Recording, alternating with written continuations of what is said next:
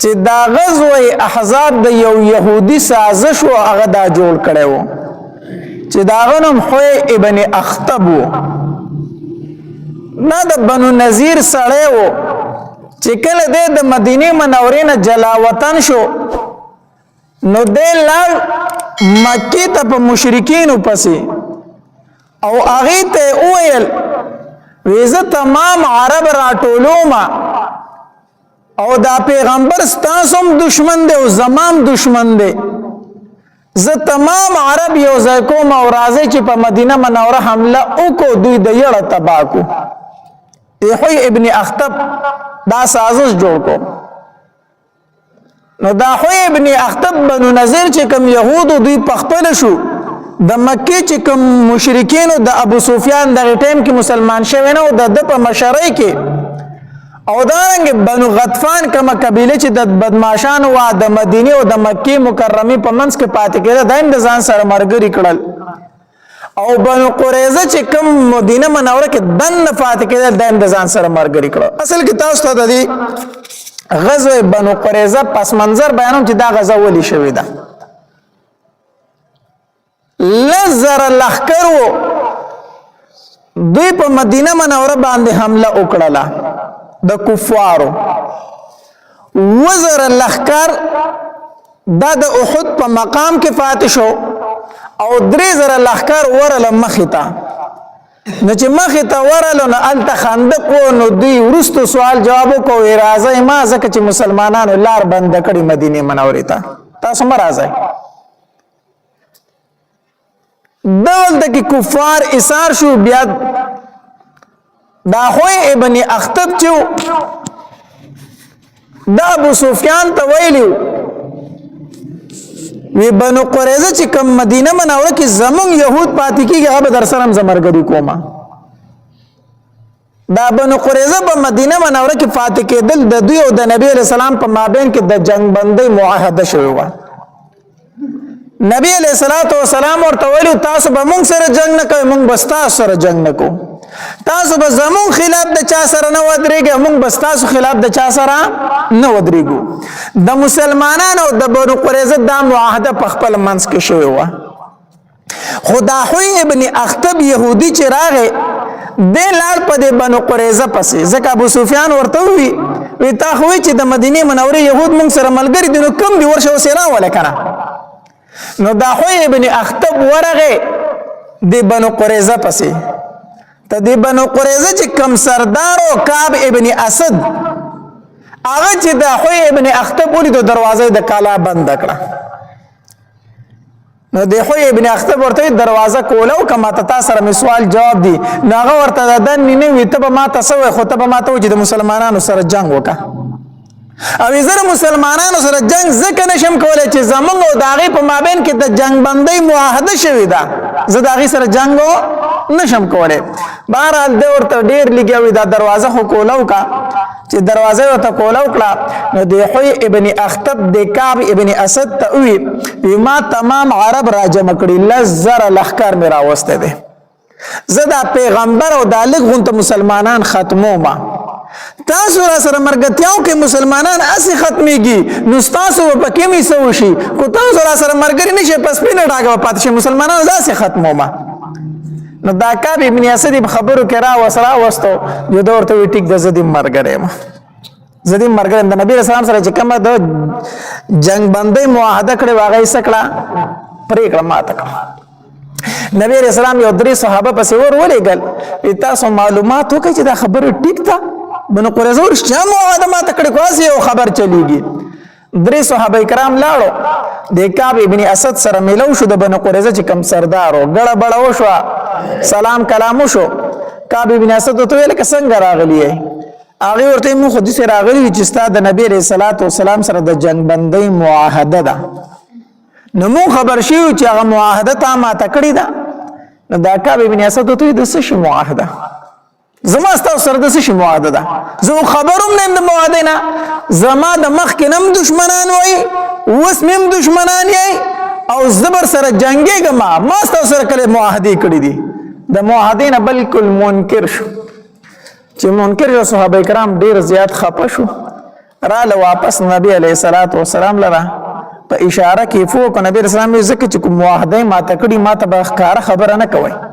ما په اشاره پوه کې زکه چې صحابه کرام خفه نشي زکه چې دلته کې لزر لخر د بار راغلي دي او د مدینه منوره کې را باندې دوی دشمنان شي دوی را باندې حمله وکړي نو صحابه کرام مو چې مو خو ګیر شو نبی رسول الله ښکارا به اظهار نه کوي هغه چراله داسې غونته اشاره ورکړه چې نبی علیہ الصلوۃ والسلام پوه شو او هغه معاهده سره کړی دا ما تکړه نبی اسلام ډیر سخت خپه شو بهر حال هغه ټول تفصیل درته ما ذکر کړي مخکې خدا درته دی بنو قریظه چې کوم غزا و د هغه پس منظر می درته ذکر کاو چې دا غزا د بنو قریظه سره ولې شوې ده دوی د نبی رسول الله سره غدر او خیانت کړي دي د دې سره څنګه دا غزا شوه چې کله غزوه خندق ختم شو نبی علیه الصلاۃ والسلام سحر ټیم وو د خپل صحابه کرامو سره روان شو مدینه منوره ته واپس لاړ چې کله واپس لاړو داسې ماسپخین ټیم وو نبی علیه الصلاۃ والسلام له جبرئیل علیه الصلاۃ والسلام راغی او جبرئیل علیه الصلاۃ والسلام اسلحه چولې ده وی د الله پاک پیغمبر تا او استا صحابه کرامو اسلحه کی خو دي نبی علیہ الصلوۃ والسلام ورته فرمایل وی او مخ اسلحه کی خودله نو ما زما پرشتو خو اسلحه نه دی خي تاسو اسلحه کی خو ما زما پرشتو اسلحه لا نه دی زمون چې کوم ملګری پرشتي دي نبی علیہ الصلوۃ والسلام ورته فرمایل وی ولی سکول غواړي جبرئیل علیہ الصلوۃ والسلام ورته فرمایل وی په بنو قریظه باندې حمله کول دي په بنو قریظه باندې څه کول دي حمله کول دي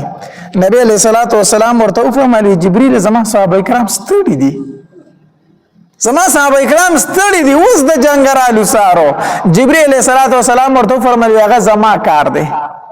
زما کار دی تری ملګری تیار کا بنو قریظه ته ځان را رسوي او زه در نمخ کې لاړم جبرئیل علیہ الصلوۃ والسلام ورته فرمایي زه در نمخ کې لاړم انس رضی الله تعالی عنہ فرمایي وی د جبرئیل علیہ الصلوۃ والسلام او داغه سره چې کمی پرشتي وی د بنی غنم کوچه بنی غنم دا یو علاقه ده وی داغه ګرد غبار هغه دوړي وسم ماته یاد دي دسترګو مخ کې مې دي چې مونږ کتل چې هغه میدان د دوړو ډک شو سخکارېدل نه خو جبرئیل السلام چې کله نبی علیہ الصلوۃ والسلام ته فرمایل وی زبنو قریظه ته ورلم او تاسو را پسې راځي وی موږ هغه میدان ته کتل چې کوچه بنی غنم د دوړو ډک شو دا پرشتي لاړې هغه اسونه چې کوم هغه د خوري داسې اوچته کړې په بارا وی نبی علیہ الصلوۃ والسلام فرمایل خپل صحابه کرامو ته ماسپخین نه بعد ټیمو نبی علیہ الصلوۃ والسلام ورته فرمایل وی یو تن به منځ د مازیګر نه کوي مگر بنو قریظه کې د مازیګر منځ باندې کوي مگر چرته بنو قریظه کې به د مازیګر منځ کو او نبی علیہ الصلوۃ والسلام علی رضی الله تعالی عنہ جنډه ورکړي علی دا تواله او ورځه به بنو قریظه باندې حمله ده صحابه کرام روان دي اوس پلاره کې د مازیګر د مانځه ټیم شو چې د مازیګر د مانځه ټیم شو په دې کې د صحابه کرام خپل منځ کې اختلاف راغی بعضو وی د مازیګر منځ کو ټیم رانه تیریږي او بعض صحابه کرام ویل وینا نبی علیہ الصلوۃ والسلام فرمایل چې د مازیګر منځ به کم ځای کوي په بنو قریظه کې کوس قضا کېږي کو نه قضا کېږي موږ په بنو قریظه ته ځان رسو اغه نور صحابه کرام ته فرمایل وی د نبی علیہ السلام مطلب دا چې زر ځان رسوي دا مطلب نه چې تاسو مونږ قضا کوي خو مقصد دا چې حالت کې زر ځان رسوي بهر حال صحابه کرام دوړل شي یو ډله داسې وا چې هغه مونږ د مازیګر اونکو وی نبی علیہ الصلوۃ والسلام مونږ ته ویل دي چې د مازیګر مونږ باندې کوي مگر کم ځای کې بنو قریظه کې وی کو د مازیګر مونږ قضا کېږي قضا دي چې مونږ بنو قریظه ته ځان رسو بل ډلې نه د نبی علیہ السلام مطلب دا چې تاسو په منډه ځای ته زر ځان رسوي مونږ د مازیګر مونږ کو نو هغه د مازیګر مونږ په لار کې وکړو بیا روان شو الته کې نبی علیہ الصلوۃ والسلام چې بیا په خپل اور رسیدو دا واقعه او ذکر شو دا الله پاک پیغمبر بعضی صحابه کرام مونږ د مازیګر نه کړو بعضو کړي دي نبی علیہ الصلوۃ والسلام د اچانه خپه نشو دوړو ته تاسو خکړي دي ځکه چې دواړو د نبی علیه الصلاۃ والسلام د حکم تعمیل کړی دی دواړو د نبی علیه الصلاۃ والسلام حکم منلی دی خو یوې ډلې د حدیث په ظاهر باندې عمل وکړو ځکه نبی علیه السلام فرمایي چې مازدیګر مونځ به نه کوئ مګر بنو قریظه کې بس هغې د حدیث ظاهري الفاظو ته وکتل مونځ یې ونه کړو چېرته یې ځان ورسو بنو قریظه ته او دې بلې ډلې اجتهاد وکړو وي د نبی علیه السلام مطلب دا دی چې زر ځان رسوئ نو مازدیګر مونځ به وکړو بیا به ځان رسو هغه اجتهاد وکړو نبی علیہ السلام دواړو ته وفرمایل خو کړي دي د یوې ډلې نه خفا نشو حافظ ابن قیم رحمه الله فرمایي وی دې دوه ډلو کې یوې ډلې 2 ثوابونه حاصل کړو د یوې ډلې 1 ثواب حاصل کو ابن قیم رحمه الله فرمایي وی دې دوه ډلو کې یوې ډلې 2 ثواب حاصل کړو او د بلې ډلې 1 ثواب حاصل کو څنګه وی کومې ډلې چې د حدیث په ظاهر عمل وکړو چې موږ په لاره مونځ نه کوو بلکې چېرته به ځان رسو بنو قریظه ته به ځان رسو هغې خو 1 ثواب ورته میلو شو چې د نبي علیه الصلاۃ والسلام د حکم تابعداري وکړه دکه ثواب ورته میلو شو او د بلې ډلې ته 2 ثوابه میلو شو څنګه یو د هغې مونځ پابندي هم وکړه چې هغې ته صلات وسطا ویلی شوی دی صلات وسطا ورته ویل شوی دی چې په هغې کې حدیث مبارک کې راځي وایي د چا نه چې د مازدیګر مونځ قضا شو ته د اهل و عیال او هر څه د نه هلاک شو هر څه د هلاک شو د دې خو ډېر زیات احادیث مبارکو کې تاکید راغلی دی نه هغې صلات وسطا د مازدیګر مونځ هم ادا کو دا 1 ثواب شو او دویم د نبي علیه الصلاۃ والسلام د حکم یې ومنو چې ځان بنو قریظه ورته ورسو نو چا چې اجتهاد کړو هغې ته 2 ثواب میلو شو چا چې حدیث په ظاهري الفاظ او عمل کړو هغې ته 1 ثواب میلو شو حافظ ابن قیم رحمه الله فرمایي بهرحال نبی علیه الصلاۃ والسلام په خپله پسې وروستو ورسېدو اول خو جانډه چاله ورکړې وه علي رضی الله تعالی عنه له بیا د بنو قریظه چې کوم سردار و دا کعب ابن اسد هغه چې ولیدل چې مسلمانان رالو او نبی علیہ الصلوۃ والسلام د هغې د قلاګانو نه محاصرت تا وکړه ځکه چې څنګه مشرکین مکه واپس لاړل دوی په ځان پسې پته خو ورته ولګېدل چې موږ خیانت کړی دی که نه موږ د نبي علیه السلام سره دوکه کړې ده که نه ځان خو ورته معلوم و نو څنګه چې کفار د مدینې منورې نه واپس شو نو دوی په ځان پسې د قلاګانو دروازې بندې کړې چې اوس موږ مسلمانان پرېږدي نه موږ خو سره خیانت کړی دی نو چې مسلمانان یې ولیدل چې راورسېدل نو د دوی چې کوم سردار او کعب ابن اسد د خپل یهود راټول کړو وی زه تاسو ته 3 خبرې کوم په دې 3 کې یوه ومنئ نو بچ پشو کومې 3 خبرې ورته وکړې اول ورته دا خبره وکړه وی راځئ چې ټول په دې پیغمبر باندې ایمان راوړو د یهودو چې کوم سردار کعب ابن اسد دوی راځي چې ټول په دې پیغمبر باندې ایمان راوړو ما تم پته ده تاسو تم پته ده چې رښتینی پیغمبر دی زمونږ په کتابونو کې د خبره ده په تورات کې د ټول صفات موجود دي نو رښتینی پیغمبر دی راځي چې ایمان پر راوړو نو موږ بم بچو مالونه بم بچي ښځې بم بچي اولاد بم بچي راځي چې په ایمان راوړو يهود ورته جواب ورکو موږ چرته خپل دین پرېښودلو ته نه یو تیار په دې پیغمبر هم موږ سره ایمان نه راوړو اداره سره نه منای وینا دویمه خبره درته کوم بیا راځي چې دویم کار وکړو دویمه خبره دا ده چې راځي توري راوالو خپل ټولې ښځې او بچي مړه کو راځي خپل ښځې او بچي مړه کو او بیا به میدان ته وځو جنگ به د مسلمانانو سره کو دا یې به راسره نه چې زموږ شاته بچي دي زموږ ښځې دي دا په خپل لاس وړومبې ووجنو بیا به د مسلمانانو سره مقابله کوو نو دا یې ربه نه چې شاته زموږ بچي دي او ښځې دي نو ښه حمله به پرې وکړو مسلمانان به ختم کړو بیا زموږ دپاره ښځې ډېرې نورې ښځې به وکړو نور بچي به پیدا شي خو راځئ چې دا خپلې ښځې او بچي په خپله قتل کړو نو یهود ورته وایي زموږ د ښځو او د بچو څه ګناه ده ولې هغې قتلو بیا به د ژوند څه مزه چې موږ خپلې ښځې خپل بچي په خپله قتل کړو وي دا هم نه کوو وي بیا درېیمه خبره درته کوم درېیمه خبره دا ده چې راځئ د خالف ورځ باندې او په دوی باندې حمله وکړو ځکه دا پیغمبر او دا مسلمانان به بالکل بې فکرې زموږ نه ځکه چې موږ د خالف ورځ جنگ نه کوو زموږ په دین کې زموږ په شریعت کې د خالف ورځ جنگ منع دی نو دوی به زموږ نه بې فکره چې زه دوی په موږ حمله نه کوي وي د خالف ورځ به موږ په دوی باندې حمله وکړو دوی به بې فکره موږ به پې حمله وکړو چې بس ختم به کړو ناغه نور يهود ورتوي وی کعب ابن اسد ډیر عجیب خبره دی وکړه وی تا ته نه د زمون مشرانو د خالد ورځ نافرمانی کړي وا پدې کې ګستاخی کړي وا الله ته شادوغان او خنزیران نو جوړ کړي تو بیا په مونږ باندې هغه کار کوي د خالد په ورځ مونږ د الله نافرمانی کړي ونه زمونږ نسو جوړ شو د مشرانو نه الله شادوغان او خنزیران نو جوړ کړي نو ته بیا په مونږ باندې هغه ګناه کوي دي تم نه یوتیا بهر حال د کعب ابن اسد یو خبره اون منله د خپل سردار خبره ونه منله بیا نبی علیہ الصلوۃ والسلام ته دی بنو قریظه وی ته ابو لبابه زمون خواله راولې زمون د سره خبرې دي دا ابو لبابه چې کنه رضی الله تعالی عنه دا د بنو قریظه حلیف او دوست او مرګره وو نو دیو ته زمون خواته ابو لبابه لګراولې موږ د سره لګي خبرې کو نبی رسول الله ابو لبابه رضی الله عنه فرمایي والله ارشا چې دوی تاسو ابو لبابه رضی الله تعالی چې د دوی خواله لا د دوی د خزي ورته راټول شو ماشومان راټول شو جړلې ورته نو د ابو لبابه رضی الله تعالی په ځل کې 70 غون تراغه بل زړه دوستی ور سره و نو د يهودو تاسو کو وی کوم د نبی علیہ الصلوۃ والسلام خبره اون منو یا اومنو د نبی علیہ السلام څه اراده ده مونږ ته د نبی علیہ الصلوۃ والسلام زمون متعلق څه خیال لمون سره څه کول غواړي نو دی ابو لبابه رضی الله تعالی په خله ایسونه ول خدا سي ورته کړی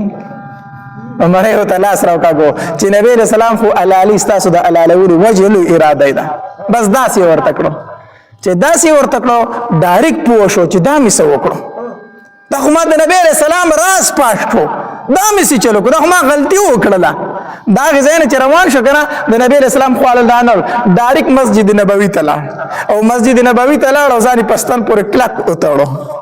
ځاني وتاړو صحابه کرام را له بابا دا سکه موږ دي پرانځو وی تر هغه پورې به مان پرانځ تر سو پورې چې الله معاف کړي نه ما زه الله معاف کړي نه ما او دا قسم یې خورو وی د بنو قریظه پزمک باندې بدنن نه بعد ز نظر نه لګوم کم ځای کې چې ما د الله او د الله د رسول سره خیانت کړي د غزمه کې تبزنه زم او ځاني پستانه پورې کلک وتاړو نبی علیہ السلام خبر شو وی ابو لبابه رضی الله تعالی په مسجد نبوي کې پستانه پورې ځان تړل دی و چې ځان نه پرانځم تر څو چې نبی علیہ السلام نه پرانسته نبی علیہ الصلوۃ والسلام ورته فرمایل وی کومال راغله وی نو ما بوله د الله نه بخنه غوښتي او الله به معاف کړي وو خو چې په خپل ځان الله ته حواله کو بس د معاملې او د الله معاملې اوس جدا د زمانس کې څه نه وامه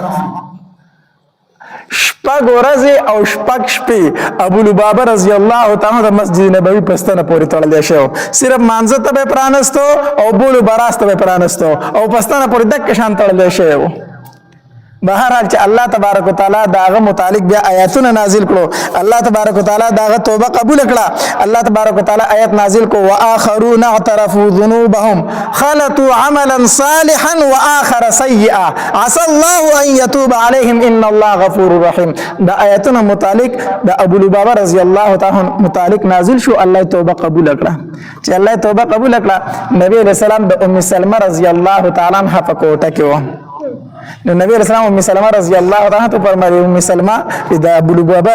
توبه الله قبول کړه ام سلمہ رضی الله د پردي حکم لانه راغله ام سلمہ رضی الله تعالی عنها فرمایل اذا الله پاک پیغمبر د زیر و پیزه کوم د زیر و پی زکوما نو مسجد نبوي ته من کړه وی ابو لبابه الله ست توبه قبول کړه الله ست توبه قبول کړه نو صحابه کرام رحمن نکړي چې پرای نزي وینا ما به نه پرانسته تر هغه پور چې نبی رسول الله ز پخپل نه پرانسته نبی رسول الله چې د سحر منځو کو داسې مسکه شولاله ابو لبابه رضی الله تعالی پرانسته پخپل الله سم مبارک باندې پرانسته بهرحال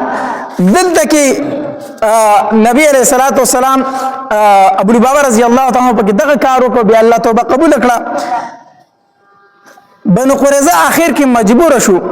نبی علیہ الصلوۃ والسلام ته فرمایل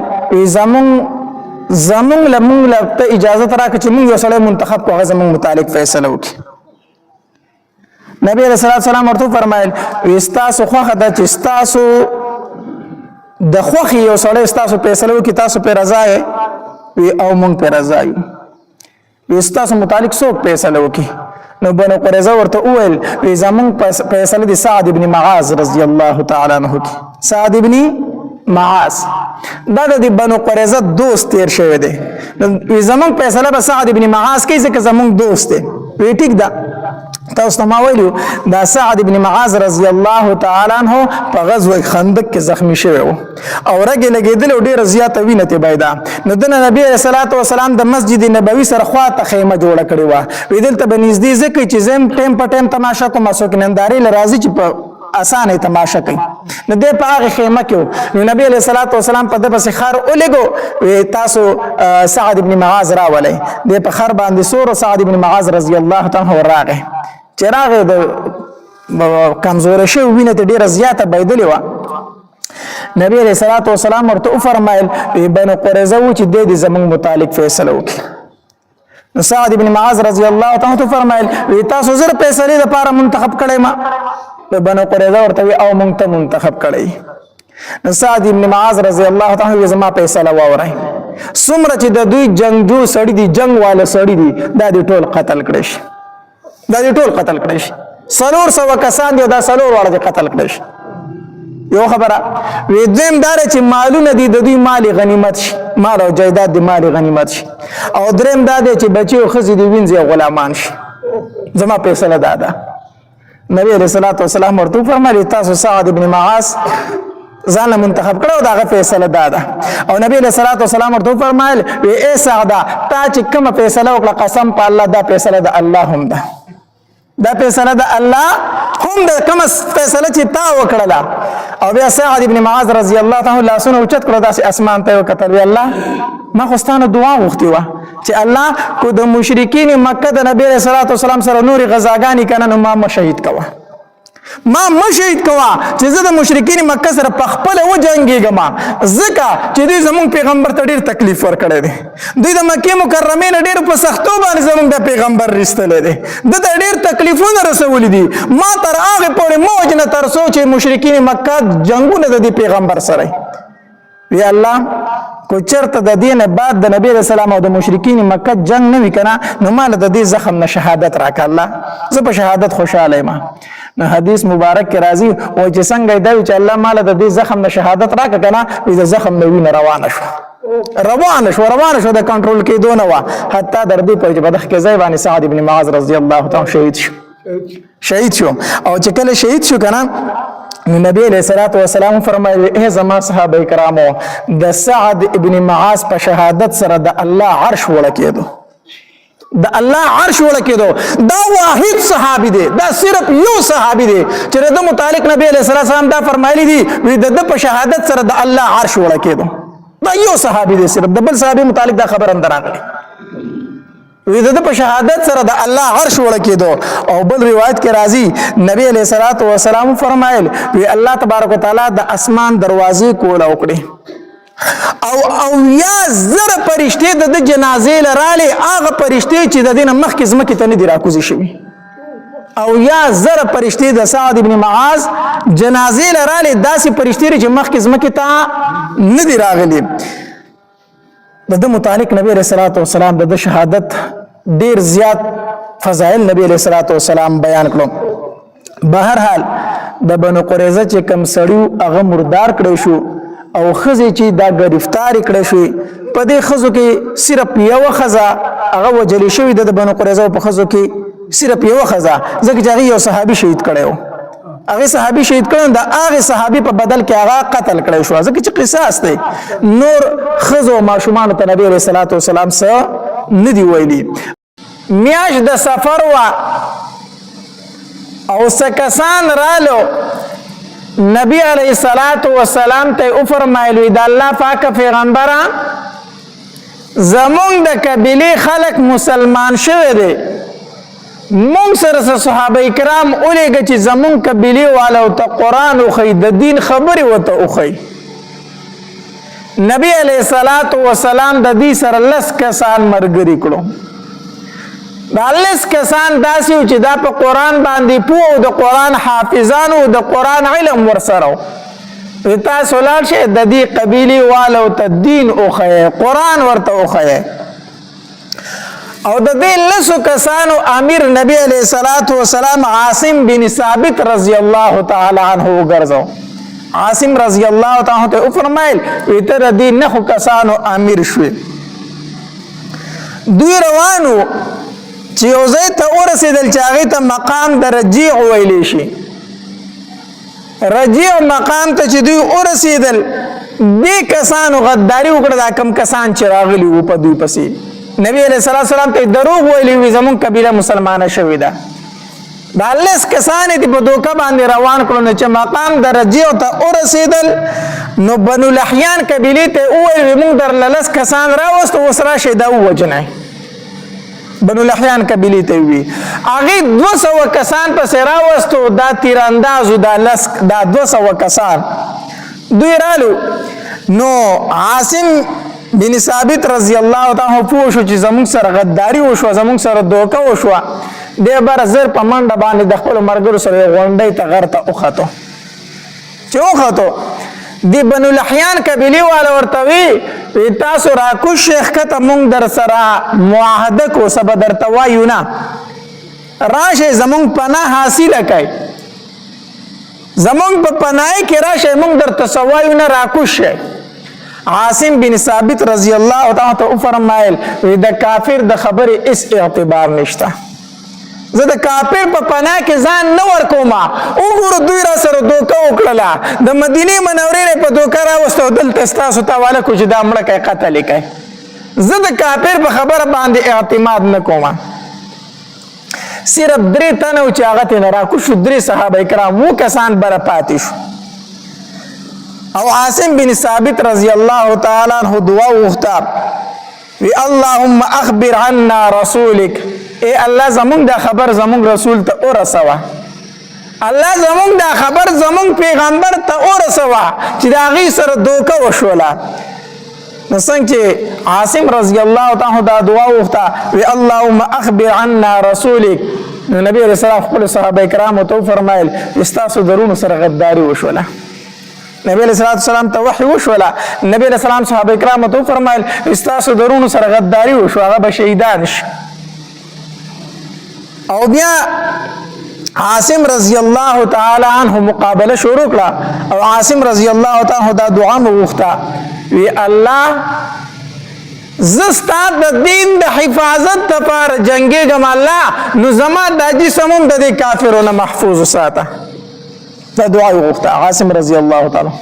یا الله زستا د دین حفاظت کوم نو ته زما د جسم او زما د غوښو حفاظت وکړه الله.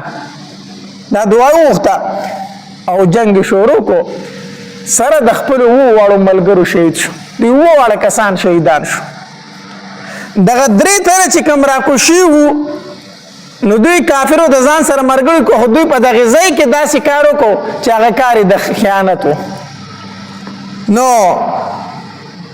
عبدالله ابن طارق رضی الله تعالی عنہ دغه 3 تنو کې یو زید ابن دسینه رضی الله تعالی عنہ دویم خبیب رضی الله تعالی عنہ.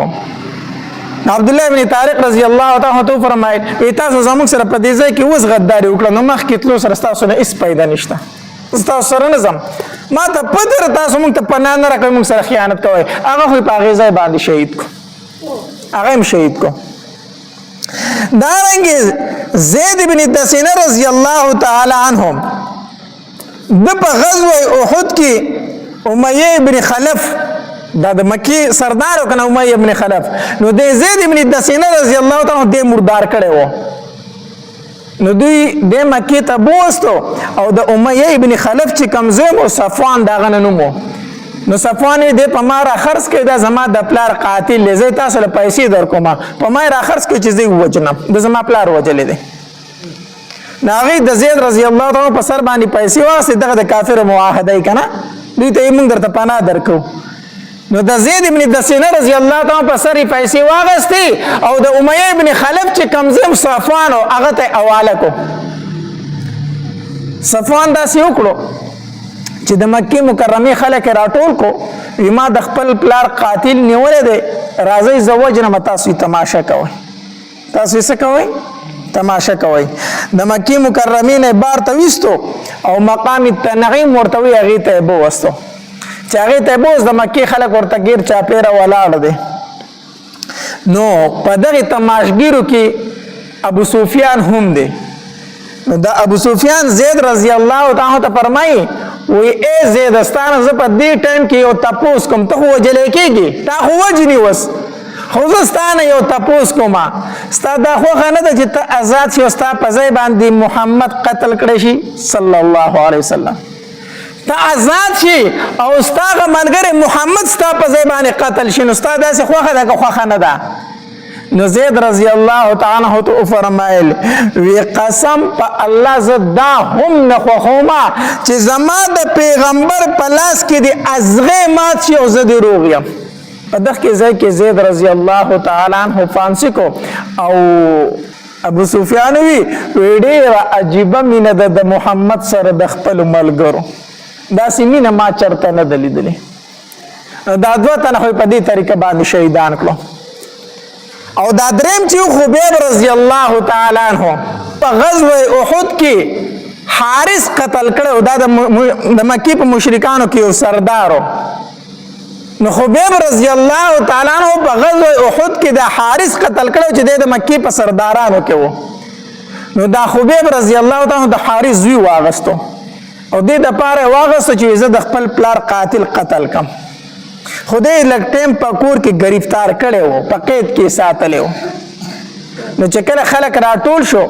او دا خبیب رضی الله تعالی عنہ شهید کو قتل کوي نو د خبیب رضی الله تعالی عنہ د دغه کس لور ته د حارث چې کوم د وجلې وو دا غ لور ته وی دا غ نوم زینب وی زینب مال یو چاړه راکا چې زړم به خپل صفایي وکم نو اسیم رمخ چې ځان صفا کمنو مال یو چاړه راکا اوس دې وجنی خبیب رضی الله تعالی عنہ او دې دغه په کور کې دی نو د زینب ورله چاړه راوړه چې حبیب رضی الله تعالی عنہ خپل سر سنت وکي نو د دې زینب زوی د دې خیال نو د خپل کارونو کې لګیا و چې او کته نو زوی تل د خبیب رضی الله تعالی عنہ خواله او خبیب رضی الله تعالی عنہ راغسته په خپل غیږ کې کېنولې ده نو چې زینب او قتل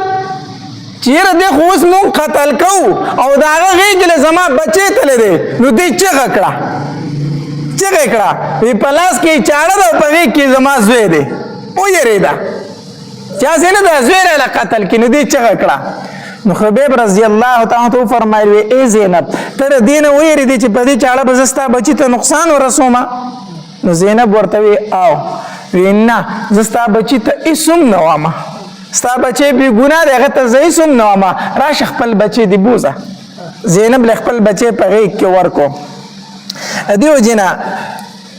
دا زینب چې دا ورسته بیا مسلمانه شوې ده دیوی وی قسم په الله ما ډیر قیدیان لیدلی دي خود خبیب پشان قیدی ما نه دی لیدلی ما ډیر قیدیان لیدلی دي خود خبیب پشان قیدی ما نه دی لیدلی او یو ځل زرالما نو دا خبیب رضی الله تعالی عنہ ته بیړی پرتی دی پخپو کې زنجیران پراته دي قید دي خو د دې سره پراسو کې د انګورو غونچک ته دا غینه دانی شوکې خوري وینه خود ناسې سوکو چې دلې انګور راوړې زمونږ په کور کې او وینه دې په خپل د ځکه په خپل کې زنجیران پراته او وینه دا موسم د انګور وو موسمم د انګور نو په خپلم نشته زنجیران او ته پراته تړلې خو زمونږ په کور کې دلې چاور لګ انګور نه راوړو فیزه وا ته پته ولګید چې د انګور دله د الله د طرف نه راغلی نو چې کله دا خبیب رضی الله تعالی عنہ دی مقام تنعیم ته بوستو د قتل د پاره چې دا خبیب رضی الله تعالی عنہ قتل کی نو چې کله دې فانسی کو نو د صرف دومره وی په مال لګون ته کې ټیم راکې زبکه دوه رکعات نفل وکما مال به دومره ټیم راکې زبکه دوه رکعات نفل وکم هغه ورته